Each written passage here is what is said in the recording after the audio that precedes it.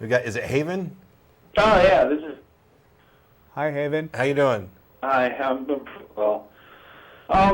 You guys brought up a point with identity and objectivism. Yes. And I just wanted to bring in the concept of purpose.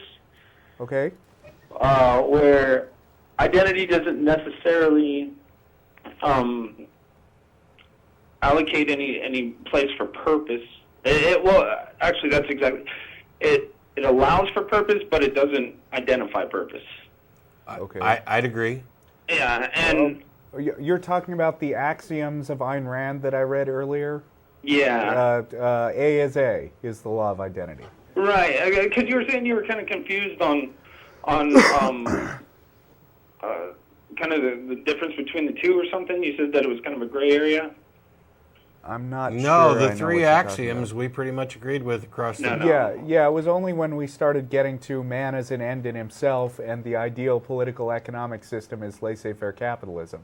Right. Yeah, that's where we started to That's part. when I thought it was kind of a gray area. Yeah. Well, I just kind of wanted to kind of bring in the idea of purpose and a true objectivist should have a purpose of the greater good, as opposed to individuals. No. Phew.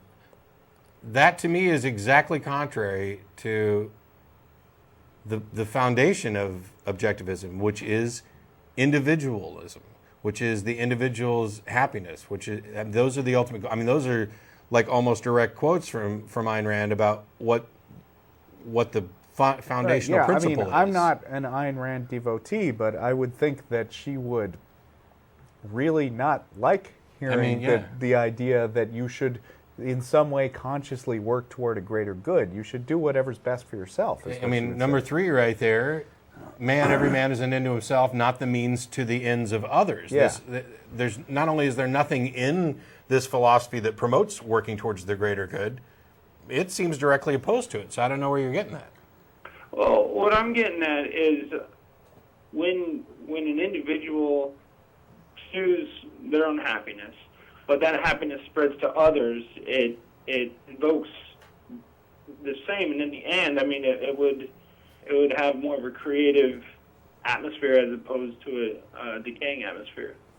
I think you're launching an objection to objectivism that's the same as the one I talked about earlier, that it is short-sighted and oversimplified and ignores the benefits of a cooperative society on the individual as well. Well, I'm not sure. I think actually what Haven is saying, correct me if I'm wrong, is that if you work towards the good of yourself, then it will naturally, as a consequence, be good for everybody without even trying. Well, not in all cases, obviously. Well, I agree with you, okay. Right. I think that's probably what an objectivist would say, so I guess we agree in not agreeing with objectivism. I'm not sure. Well, I guess where I'm kind of confusing is the idea of what makes everyone happy. I mean, you'd have to have a universal happiness in order for I don't even know how to put it. Right. Well, sort it out, and when you figure it out, call I'll back email in. you guys. I know. All right. I'm That's sure all we right. can have a It's- good email discussion. It's a messy subject, so if we'll go ahead and let Russell get back to finishing the topic, and while we wait for some more calls to get in. But yeah, sort it out, and if you come up with a better way to phrase what you're talking about, feel free to call on back. Okay.